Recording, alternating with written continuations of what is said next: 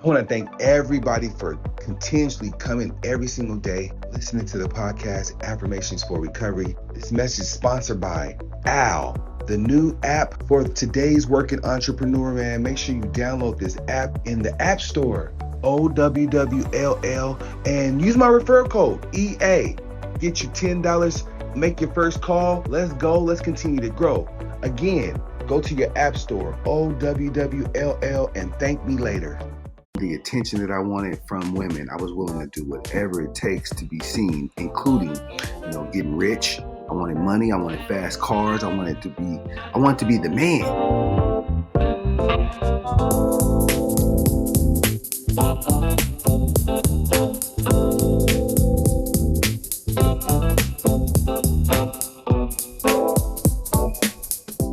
Welcome back for part 2 of getting to know EA, the man behind the affirmations. Part 1, we discussed his childhood, how he grew up underprivileged and underserved. Yes. Today, we're going to talk about where things start to go astray and the choices that led EA to where he is today. So welcome back, EA. It's great to see your face. Oh, it's great to be back. I'm telling you, man, this is therapy for me. Like being able to share my story because I'm a podcaster and I've been on several podcasts. I've probably been on several hundred podcasts actually, but I haven't had a chance to really just dive off the platform and just really talk about, the early years and all that good stuff. And it's good to be able to get this out. Yeah. So thank you for having me. Well, I can tell you, since the first time I met you, your energy is fantastic. And Thank you. we edit your podcasts and things like that. I've always wanted to dive deep into how you became who you are today because it seems like no matter what your struggles are, you always have a positive outlook and you're just so energizing and uplifting. So I wanted to know, I'm so interested in knowing how you got to where you are today. So I want to first start by saying this. I thank you again for having me. I think the juiciest part, like the earliest thing that I can remember about getting in, how the road turned was women. It was my desire to be seen, the attention that I wanted from women. I was willing to do whatever it takes to be seen, including, getting rich. I wanted money. I wanted fast cars. I wanted to be the man, right? So with that came all the difficulties, all the pressures of being a man. Okay, like gangs, like again, growing up in an area where we're 3% people of color. When you start making money, you start having things. People notice and they see that. So I had to find ways to either protect myself and still rise. So that was the biggest challenges for me, man. I'm talking about I went through probably about 50 women during this time, and sex was my coping mechanism. It was like a drug. I mean, it was definitely like a drug, man. Sex is one of the strongest drugs on earth. You know what I'm saying? Especially when it's done right and when all the good stuff that comes with it, man, it could be very addicting. Yes. So I would guess too on that with the sex. It's not just specifically the action, it's the feelings that come with it. They were fulfilling a need that maybe you were lacking. Would you say that was a driver? absolutely, it was and for me, the feeling that was lacking more than just the sexual feeling was the control.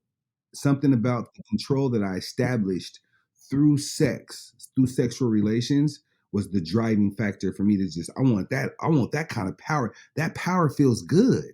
That's addicting. You know what I'm saying? Just to be able to, I got this woman, I got this woman, I got her friend too. Okay.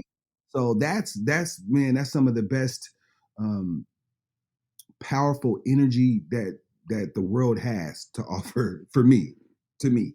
So that's what drove you know, my lack of discipline. I was very undisciplined. I was just throwing my dick a party, for lack of a better word. Like I was throwing my dick a party. I was throwing my dick a party a few times a day. Actually, you know what I'm saying? I was literally driven by sex. You know what I'm saying? A woman can call me, hey, I got this pussy. Like, okay, I'm on my way. Oh my god, pussy, pussy, pussy. that was just that was the way I lived. But by the grace of God, I, I I come from grounded roots. So God always had a plan for me, and then my beautiful wife, even with all those bad, even with that bad energy, she was right there. She was right there. She took everything on the chin, and we still together to this day. Let's just really quick. You were talking, you are high school or just out of high school age while all of this is Hmm. occurring. And we talked in part one, you met your wife in seventh grade. You were just friends. You each had other partners. Now, are we at the stage where you two come back together? Like you mentioned she's been with you through all of this. So throughout my life, the second chapter of my life, I did prison. Um, I spent probably about a span of 20 years in prison. Okay. I did 20 years in an installment plan type of deal. I never did 20 straight years, but the most time I've done at once was 34 months in prison. Okay. And that's where my fondest memory comes from with my wife, because that's when she showed me how resilient, how what real love truly was. I was in jail, I was in prison, and mind you, I left society with a different girl.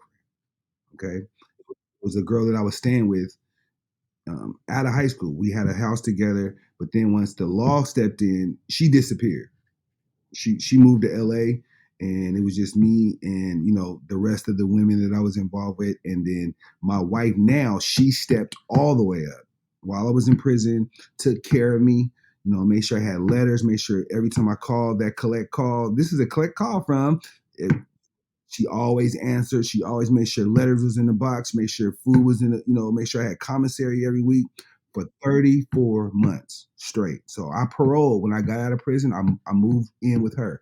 And that relationship lasted about 7 months because there were some things that happened while I was in jail that I got wind of while I was in jail, but I thought I can get over it. I was like, okay, because she had slept with a few people that I didn't necessarily agree with. I didn't like the situation, but I had to, over time, I had to learn like that's nothing. Like, what I'm saying? Sex is just a meat on the bone, right? You can you can fuck it, eat it, or leave it alone, right? At the end of the night, sex is just sex. What I had to come to realize was the love that she really, really had for me. Like it was unconditional. Like she was willing to do whatever it takes to make sure my sanity was good.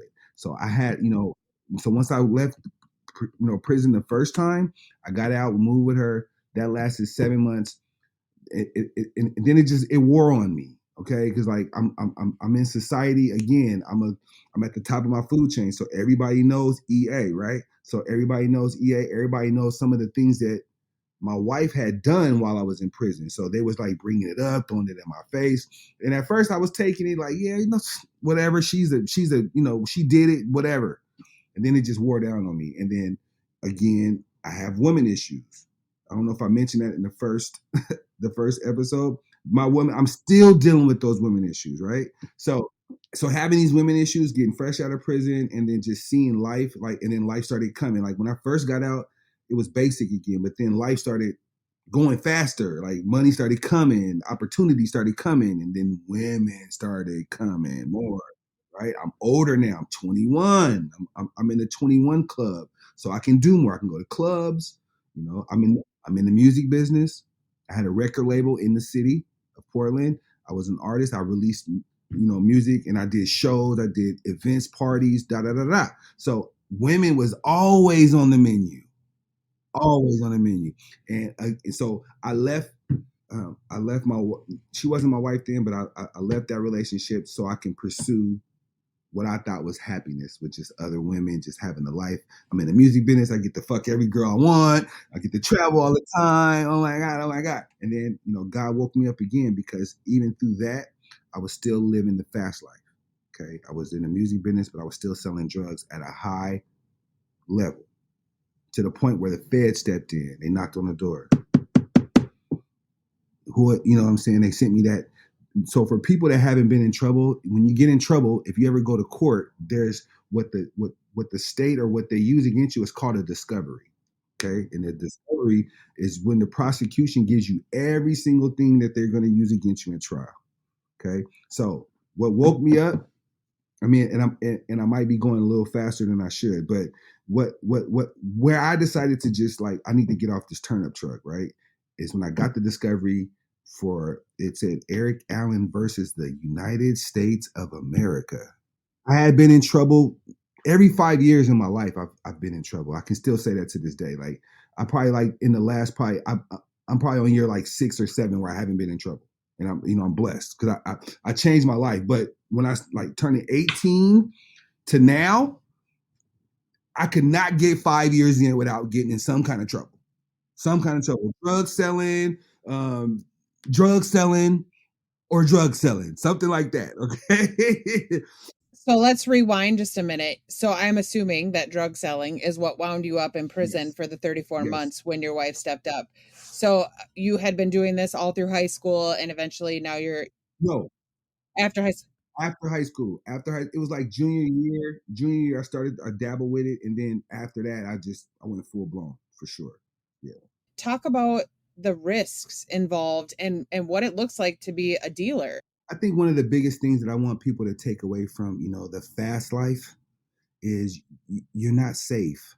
One thing I can remember when I look back at it, I never felt safe. You never have real friends. Most of the people around you are jealous of you. They want what you got. They want to be you. I mean, that's just the bottom line. I've lost a lot of relationships over life with that intention. People just they got in my life so they can get up under me, so they can take what I have, or utilize it so they can use it up. You know what I'm saying? So that's the biggest thing I would say, man. Selling drugs, man, that is a, I don't even know the word I want to use, but it's almost like methodical. Like, all we see is the money that comes with it, but they don't talk about the pressures, the obstacles, the lack of opportunities, all that stuff that comes with it. You know what I mean? And for me, if I'd have had somebody in my life that spoke to me like that, because my dad, he didn't come from that side of the coin, so he didn't know nothing about it. So, and then there was some substance abuse going on in the home. So he was the wrong person that could tell me something about, don't do it, don't do it. No, I'm looking at him like, shit, it's going on in here. Obviously, it must be something we should be doing. Plus, I want money. They're not going to hire me at, I mean, I'm living in Oregon, and like my job, the jobs that I can get are very, what I'm saying, far and few in between. And then keep in mind, I'm 17, 18 years old. I'm not old enough. I have no work experience. So the only thing that came to me was selling drugs. I felt like that was what I have to do. This is my career choice, you know? Well, and this is a touchy question, but do you feel like you were forced to sell drugs because of the color of your skin? Like do you feel like you didn't have the same opportunities because you were a person of color? I do, I do, I do, I do, and I think that but at the same time, just after I said it, I realized that that really was an excuse and a cop out, right? Because at the end of the night, man, when you put your mind to something, you can get whatever you really want. The mind is one of the most powerful tools on earth. The mind. So I was using that as an excuse when I was younger. Oh man, they ain't gonna hire no black man. They ain't gonna do. They ain't gonna. And then I decided to take the higher road because of it, right? You get in trouble, we're at the stage where you're selling drugs, you've now gone to prison for 34 months, you're coming out and life is coming at you fast and hard. And I'm in the music business. yep, you're in the music business and you said, are you still selling drugs at this point? I'm selling drugs. I'm selling drugs to fuel the music business. Like, okay, so when I first got out of prison, I stopped for a period of time, just because, of course, you fresh out of jail, just got out doing 34 months. I mean, I was gonna live off women. Being honest, like my wife, she was working at the time. I paroled to her house, and she had a good job, she had a good car. So who am I? I'm driving her car while she's at work. I'm living in the house. I'm shitting in the toilet while she's at work. I don't have to pay bills. I have to do nothing. You know what I'm saying? So that was the. But then that, for me, a guy like me, I can only do that so long. Okay, I cannot live off of other people. I've just, something within me. It's like, I think that came from being broke and poor and living like that. My desire, I have the desire. I want more in life. So that's what happened. Once I got back into the want more in life, I looked at the options that I had. Okay, music business ain't paying me. It's not. I'm paying the music business to be in the music business.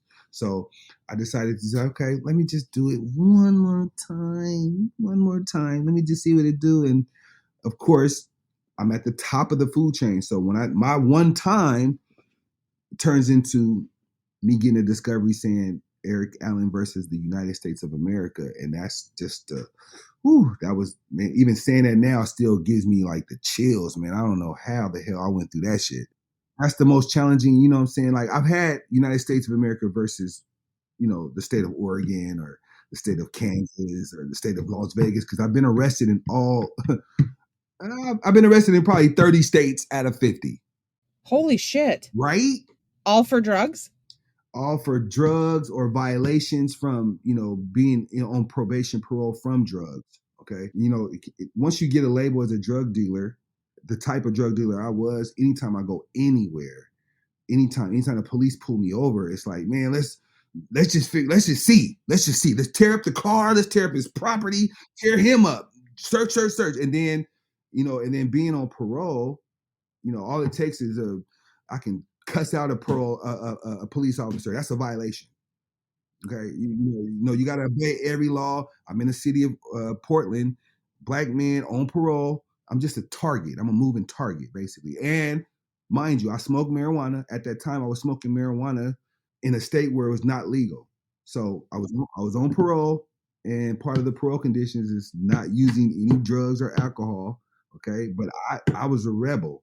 I told the parole officer, "Fuck you! I'm gonna smoke weed. I'm in the music business. We smoke weed in the music business. Okay, this is an entertainment thing. I need this to entertain."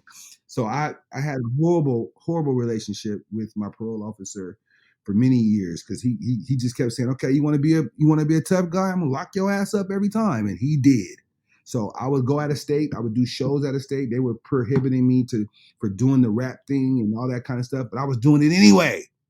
So I go across the state lines. I do a show in Idaho. I do a show in Washington. The parole officer find out about it. Get him, lock him up. And that's what happened. Fresh out of prison for probably like the first 10 years out of prison. Like that's what kept happening. I get so far, and then they'll just say, "Hey, nope, he's doing the music again. Lock him up, or give him a UA. Lock him up. Everything is lock him up." So while you were selling all these drugs, were you also doing the drugs or were you just a dealer? I was mainly a dealer. When I look back at the road, some of the places that I've been, like selling, like I had drug houses, and I've been inside while people are using. I've been around it, so I can say that I can say respectfully that I've never picked up by choice a crack pipe, and put it in my mouth and sucked on it. But being around it, cooking it, and all the other stuff, I used based on that. I know what it smells like, and I remember having like contact from being around it. You know what I'm saying? So yeah. Do you find that you were addicted to that? Like are you just from being around the smell, was that enough to make you want it more? Like you wanted to be involved with it more and No, well, not involved with it. What made me want to be more involved with it was the revenue that was produced. You know what I'm saying? I can honestly say throughout the course of my life, I've touched over $1 million playing with the drug game. Okay, so I've seen over $1 million. I was in a drug game for over 10 years at the top of the food chain, right? So I'm a supplier for the suppliers. So that's very addicting. That's very addicting. That's one of the biggest things people ask me all the time. Are you in recovery? Absolutely. That's one of the biggest things to recover from. Because now I'm not making nowhere near that money, man. I mean that. I mean, I'm thinking. I had a motto: $1,000 a day. Like we used to make $1,000. That was my quota. I have to make $1,000 a day, or I'm not stop working until I make that $1,000 for the day. So it was me and my team used to say that $1,000 days. That was just the motto we all said, and I for years I hit that motto. I hit that minimum for years in the game. So. you were right there at the top? Mm-hmm. What was your relationship? You're so high up there. They obviously trust you. Was there some sort of bond other than we trust him to push our drugs? Well, it's weird. I mean, as you ask the question, I'm kind of going backwards and reflecting. And for me, I guess I look at it like this. Being at the top of the food chain, there's other people at the top of the food chain too. right? So, and collectively, like I said, when you come from this side of the coin, you know who's doing what around here. So I knew who was doing what. People knew what I was doing. So I never had to really worry about watching my back because like Portland is it's not like, and I get a lot of backlash when I say this, but we don't have like that the killers and dealers like that. We do. I mean, we do, but it's not as severe as like Chicago or LA. You know what I'm saying? So for me, I knew the other key players. So I never really worried about watching my back. I always had my stuff protected, but there's always a sense of you got to watch it because you got to watch the police. You got to watch people telling on you. You got to watch the themes. You got to watch. Everything is just full time watching. There's no way you can even feel comfortable in life. Like the fastest you make money, the fastest problems happen. Or I can make a couple $1,000s today, and then that same day I'll get hit with something that cost me $4,000 or $5,000. You know what I'm saying? So that's one of the biggest things that I learned is like when you make fast money, it goes out even faster. So I'm on a slow grind nowadays. I love the slow grind. The slow grind, man, it's taught me a lot of about patience, and and it's taught me a lot about like resilience. How to be resilient and how to just not take no for an answer. Selling drugs, man, it's so easy, man. People say yes to everything. You all you do is develop people as yes man and women. When you got the bag, when you got the drugs, when you got the money, I very rarely hear no. Okay. Yeah, I didn't hear no. I didn't hear no at all, actually. So At this point in your life, going forward again, you've gotten out, you're with your wife, who wasn't your wife at the time, and then you've split off because you're doing the no, music thing. And was your wife around when you were dealing? Like how did your choices affect her? she was actually, she helped me in a lot of places because I wasn't just dealing in my city that I lived in. Actually, on the contrary, I was doing it the opposite.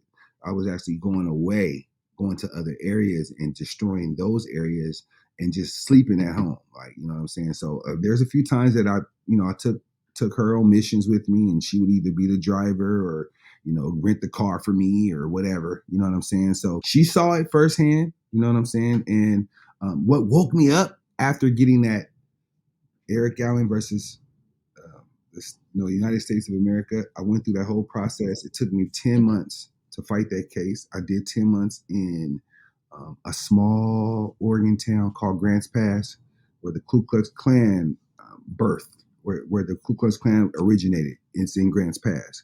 So while and one thing about the feds when they give you a federal charge, they can place you anywhere. They can put you in Egypt, anywhere in the United States that has a jail that they want to hold you until a trial. They can put you there. So they elected to put me in Grants Pass, Oregon. So Do you feel like that was intentional? everything is intentional. Everything it was designed to break me because when they came at me with the plea bargain, the deal was 188 months. So they thought that I was going to break and say, okay, I'll take that 188 months. I can't even, it's only 12 in a year. I can't count that high. Are you kidding me? So in my mind, I was like, look, if y'all gonna give me 188 months on the deal, man, you might as well just give me life. And that's what the deal was. It was like, you either take this 188 months, but if we find you guilty, you're getting life. For drugs? For drug selling? Well, I'm gonna have to roll the dice, guys, because we going to court. Okay, so I paid for an attorney. I spent $140,000 for an attorney, and 10 months later, I walked out with my freedom. It was one of the best stories, best memories of my life. I remember my attorney came and saw me in Grants Pass, and he was like, the DA came at me today with a deal I think you should consider. I'm like, a deal? I told you I paid you $100,000. I ain't thinking about no damn deal. He was like, no, you should look at this one. I'm like, okay, what is it? He was like, well, what they decided to do is they're gonna drop it from a federal charge and put it back in a state, which was a significant difference. Okay, like the state charge and the guilty plea was only like probation or some weird shit it could happen. But in the feds, it's different. When you already have I had previous distribution charges. So this would have been my third one. So in their mind, the minimum sentence it was life because I already had the way my points stack up in the feds. The feds is a point system on how they convict you. So when he came at me and said, "Look, they're going to drop it out of the federal court, they're going to put it in the state court, and they're going to give you credit for the time that you've been here, which was 10 months, and they're going to put you out on probation." I swallowed it. I signed that same day and got out that same hour. I was crying. I was, you know, and ultimately I regret it because it was another conviction.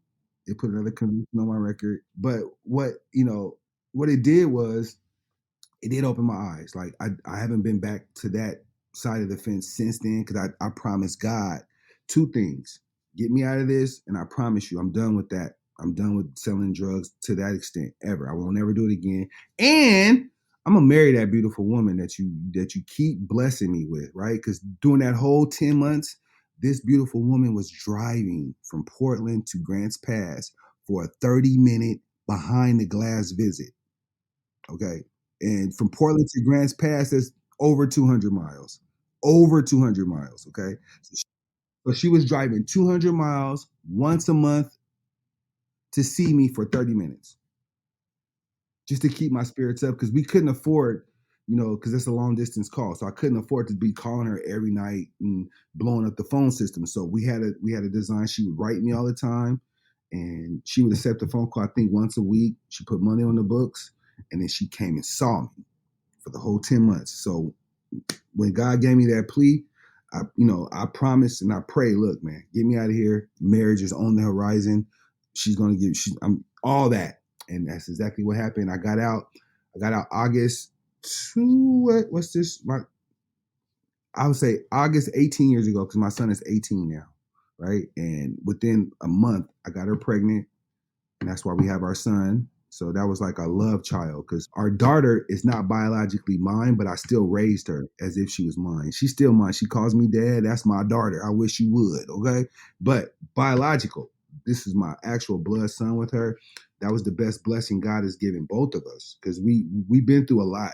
We've been through a lot together, individually, collectively, whatever. But to have that love child together, that woke me all the way up. I've been living in my purpose ever since. Okay. And I'm not perfect. I still deal with women issues. Okay. Still to this day. What did your wife's family think of her being involved with you and the things? Is she close with them? Like was that an issue too? That's a big question. That is a great question. So my wife has a very small family in Portland, Oregon, right?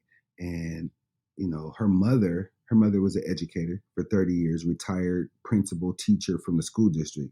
So I remember having, deep conversations with her mom. Her mom liked me as a person, but her mom didn't like me for the situation, if that makes sense.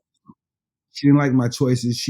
But she did respect me for the fact that I was willing to step up and take care of another man's child, right? And I never was uh, physically abusive to her daughter. So I've never, and I've always been a respectable person. When I see her mom, yes, ma'am, no, ma'am. I'm that type of person, just naturally. So I don't recall um, having any bad relations with her mom. But I could say her mom didn't care for me. Just like as a parent, you wouldn't care for a person like me. That's putting your daughter through that kind of stuff. That's something to care for. But today, we have a great relationship. I love my mother in love. She's just so inspirational to my relationship with my wife. And my wife grew up without her father or without her biological father. So I think that's the reason why she put up with a lot of my shit. Is because she had her own issues and she was broken and she had abandonment issues and all these other things. And she just, she tells me all the time, the only thing she prayed for in life was just to have a family. That's all she wanted because when she grew up, she didn't have her father. So she just wanted a relationship with a man that was going to be a father to her children. And God answered that prayer for her because I can't see my life any other way without her. And again, I still do. I mean, I pray that God works on these women issues. You know what I'm saying? I'm getting a lot better. You know what I'm saying? A super lot better. But I still struggle. I still struggle in that department. I'm keeping it real. But now I'm going to be empty nesting, and I'm hoping that God just has more and more blessings for me and that beautiful woman that He blessed me with. This kind of wraps up. So now you've gotten out, you have your freedom, Yeah. And you have your son. Yes. So that will kind of lead us into this next part. Just a little snippet, what's next for everybody who's listening? What does the part 3 of the EA journey look like? Man, part 3 is perseverance to the max. Okay. It talks about, you know, what we've used, you know, the struggle, but how we overcome the struggle, and, you know, what journey we on, what train we on, what track we on right now. Awesome. So that wraps up this episode. Stay tuned for part 3, where we witness EA turn things in the right direction. Yes. Post-production is done with care by Ocean Tree Creative.